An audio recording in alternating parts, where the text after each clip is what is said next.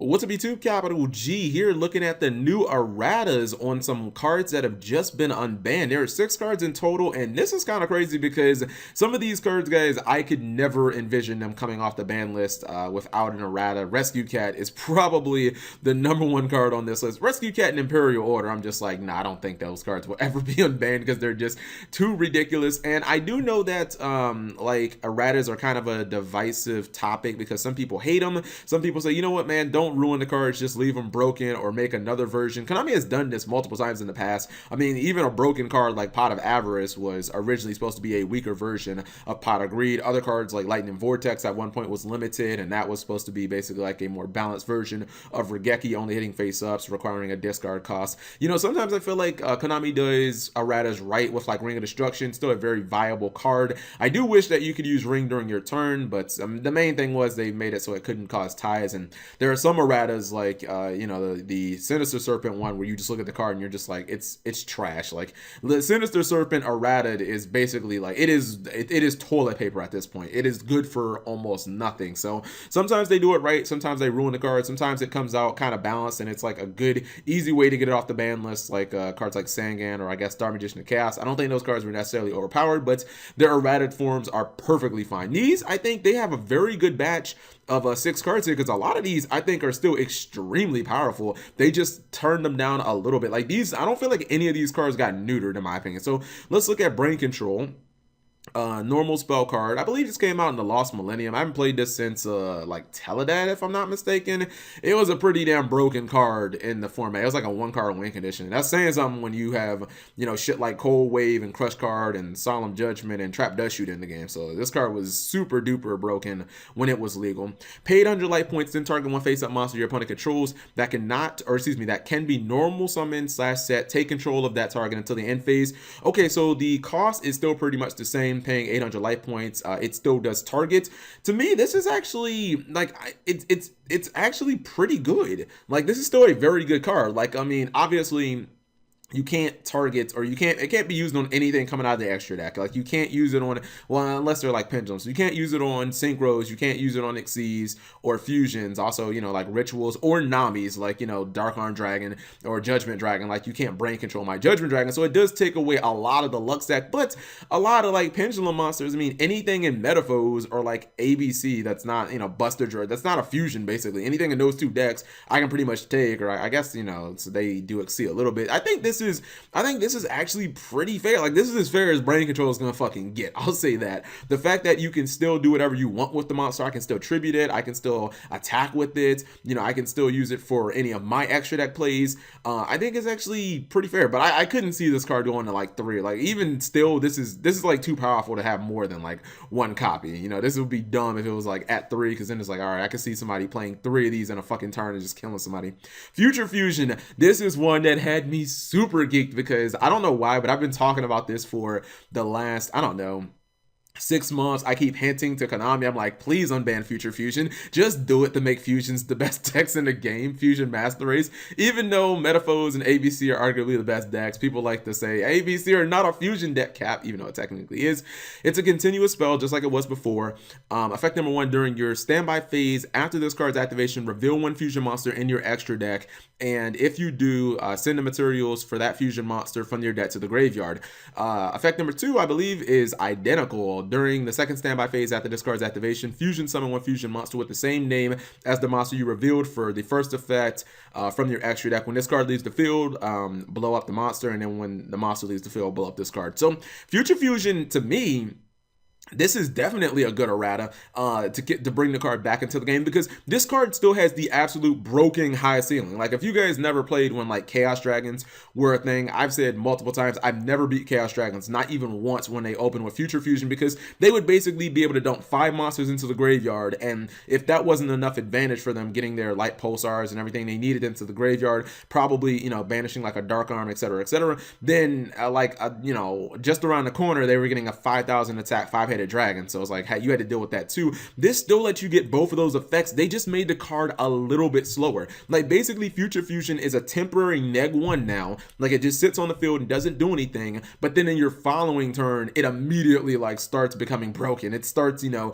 because you can technically send like a bunch of Burning Abyss to the graveyard. That's pretty cool. You know, people have been talking about Future Fusion and all like the dank stuff that you can do. You can still do all of that. It's just, it's a little slower. Like I could totally see this being played. I mean, your opponent is going to have to like Twin Twist or MST or something, because you don't want your opponent resolving Future Fusion. Like take it from somebody who has played when Future Fusion was a thing. You never ever wanted that card to resolve. So I think this card is actually still very playable and extremely good.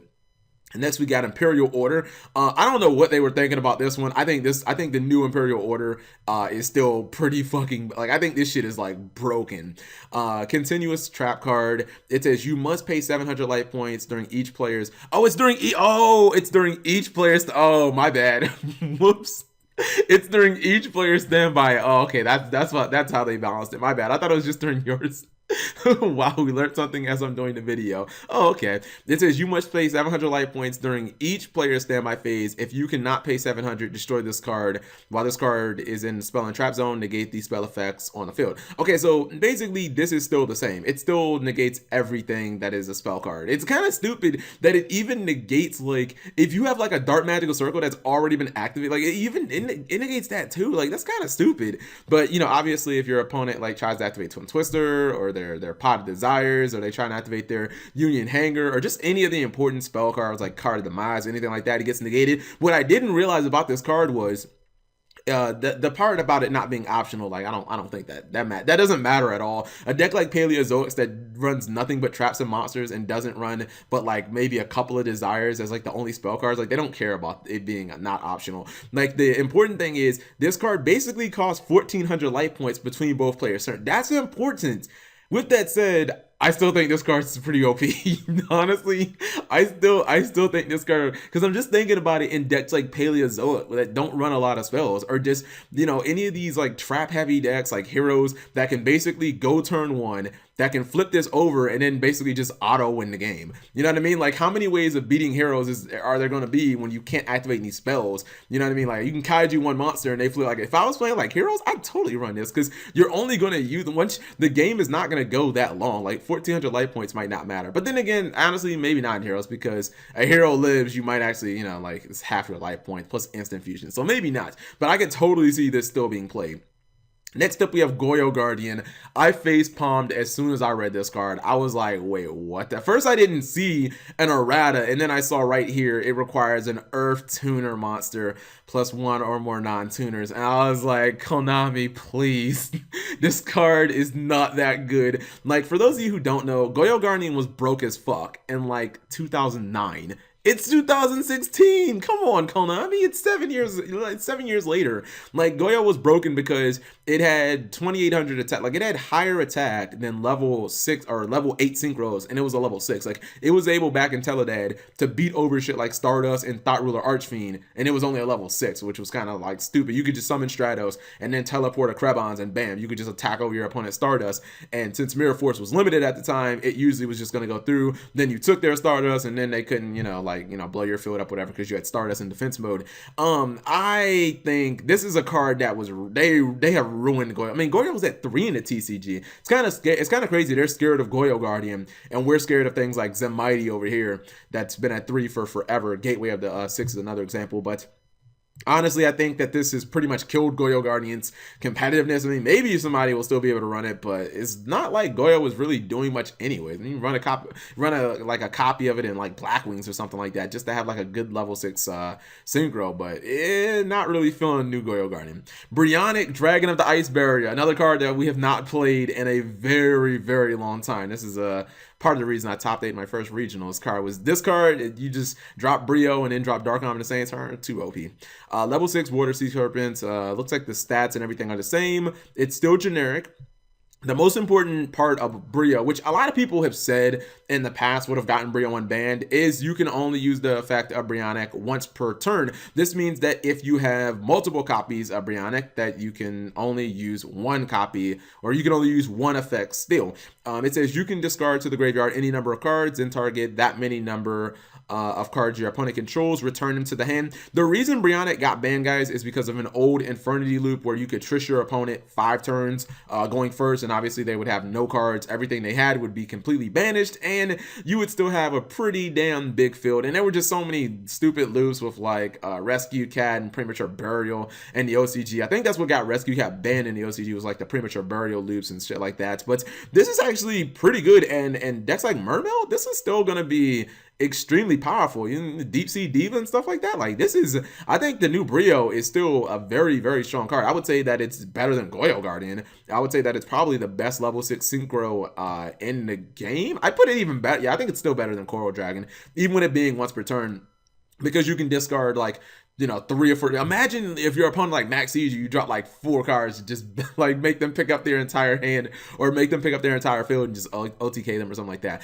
And then the most adorable, the second card that I was like super geeked, a Rescue Cat, level 4 Earth Beast monster, 300 attack, 300 defense. I'm just smiling because never has a card this cute just caused so much destruction. It's the cutest card ever that was an absolute terror. Rescue Cat is now only once per turn. That's another thing they could have built in the Rescue Cat, because multiple cats in a turn was just like stupid. If you guys don't know, look up Synchro Cat and Pro can ask that. You can only use the effect of Rescue Cat once per turn. So again, if you have multiple cats, you can only use one.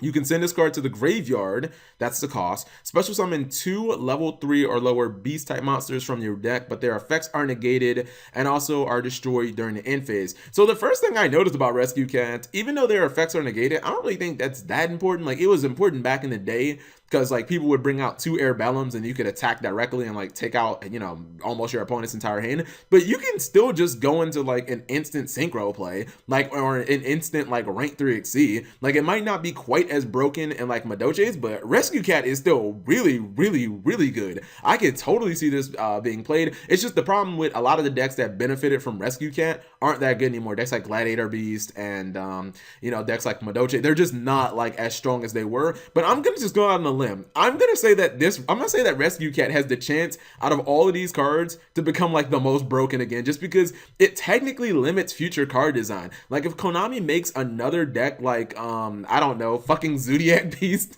and they release a bunch of like level 3 monsters, you know what I mean? Like, it could instantly just become like a broken ass deck, or, you know, just because of Rescue Cat or something like that. Also, I guess X-Sabers are a deck that's kind of like fallen off. They were really broken with Rescue Cat. But let me know what you guys think of these erratas. I like them because out of the 5 cards, I feel like only one of them is just like trash. Like, Goyo Guardian is trash. Don't even think about it. Konami, don't you dare even think about errating the TCG. The rest of these, I really, really hope that they go ahead and errata these. This Imperial Order one is still kind of scary to me, because I just think like a deck like Paleozoics getting this 1400 life points isn't that big of a deal if they can end the duel within like the next couple of turns. So I don't know. Let me know what you guys think of these. Thank you guys for watching as always, and subscribe if you have not already.